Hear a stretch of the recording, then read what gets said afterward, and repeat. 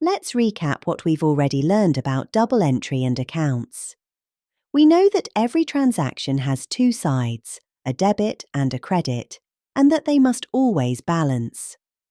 We also learned that assets and liabilities form the foundation of our accounting equation.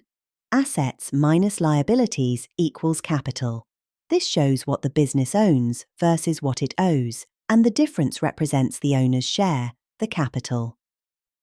Revenue and expenses follow the same debit and credit rules as the main accounting equation. Revenue increases with a credit and expenses increase with a debit. Now let's practice how all of this looks in real accounts.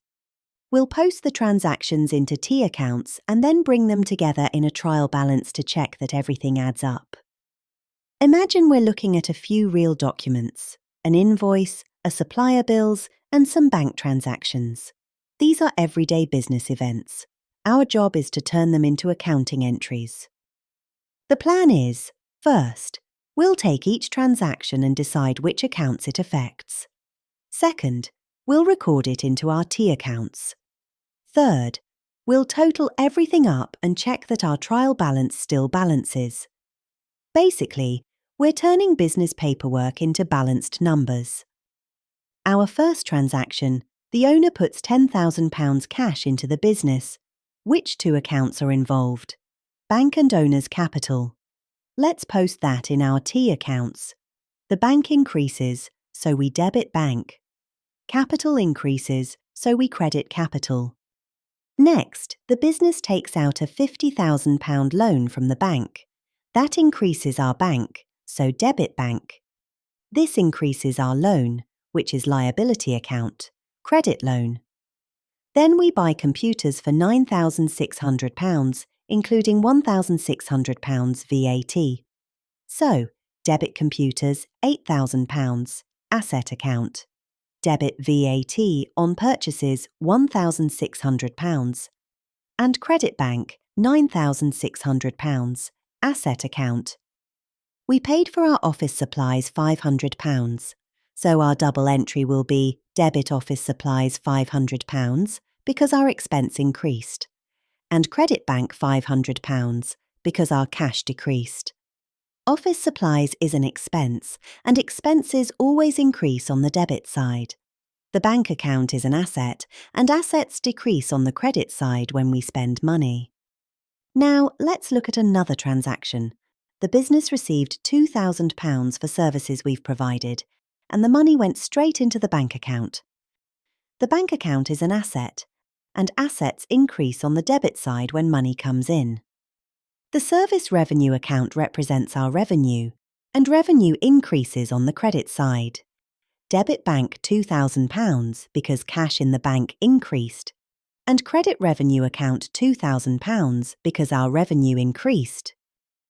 Let's look at this transaction. Our client has paid £5,400 for an invoice we issued earlier for software we provided. The money is received into our bank account. Our accounts receivable decreases because the customer has now paid what they owed. Assets decrease on the credit side. Our bank account increases because cash came in. Assets increase on the debit side. Let's look at the utilities and rent payments. Business paid £300 for utilities and £1,200 was paid for rent. Both reduce the bank balance, so they appear on the credit side. Utilities is an expense, and expenses always increase on the debit side. So the £300 payment is shown as a debit in the utilities account. The same applies to the rent account. Rent is also an expense, so the £1,200 payment is recorded as a debit in the rent account. This shows the double entry principle in action. Each transaction appears twice, a credit in the bank account and a debit in the relevant expense account. Now that we've posted our transactions into T accounts, let's bring everything together in one place. This table is the general journal. It shows every debit and credit from all the accounts we used. When we list all the debits and credits together like this, the total debits must equal the total credits. This is a quick way to check that our double entry work is correct. To make it clear, we'll use the bank account as our example, since it has several transactions and is ideal for showing the balancing process. First, we total both sides of the account, all the debits and all the credits. Then, we calculate the difference between them. The total on the debit side is £67,400 and the total on the credit side is £11,600. The difference between them is £55,800. It's the balance that needs to be entered into the bank account to make both sides equal. The difference is what we call the balance carried down. This is entered on the side with the smaller total, so that both sides equal the same amount. Finally, we bring that balance forward to the next period.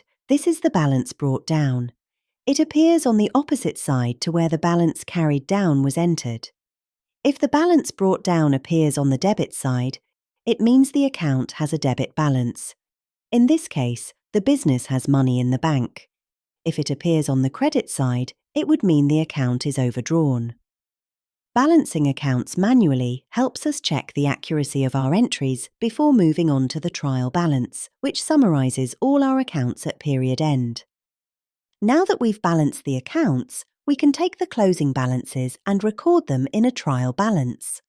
The trial balance shows all the account balances at a point in time, in this case after we've balanced the bank account. Each account appears once, with its closing balance shown on either the debit or credit side, depending on the account type. The total of the debit column should always equal the total of the credit column. If they don't, it means there's likely an error somewhere in the entries or calculations. The trial balance acts as a check for accuracy, making sure that every transaction has been recorded with equal debits and credits. Although it gives a snapshot of the accounts, its main purpose is to confirm that the bookkeeping is mathematically correct before moving on to preparing financial statements.